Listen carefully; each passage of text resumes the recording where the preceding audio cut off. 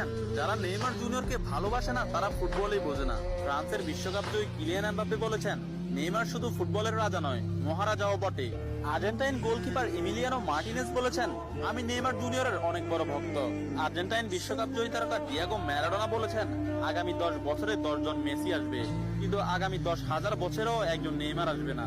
Poland ও Barcelona striker Robert Lewandowski বলেছেন, নেইমারের মতো ফুটবলার জন্ম নিতে হলে আপনাকে 100 বছর অপেক্ষা করতে হবে। তাছাড়া ইংল্যান্ডের প্রিন্স ডেভিড বেকহাম বলেছেন, আজ পর্যন্ত এমন কোন ফুটবলার আমি দেখিনি যার ভেতর নেইমারের মতো ফুটবল আইকিউ আছে, এবং ফুটবলের ক্ষেত্রে কেউই নেইমারের লেভেলের নয়, সে দুর্দান্ত।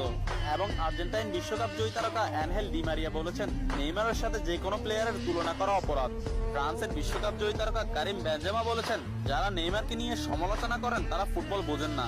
ম্যানচেস্টার সিটির কোচ পেপ গার্দিওলা বলেছেন, আমার ক্যারিয়ারে নেইমার মানেই সবকিছু। আমি মাঝে মধ্যে নেইমারের খেলা দেখে আমার দলের উপর সেটা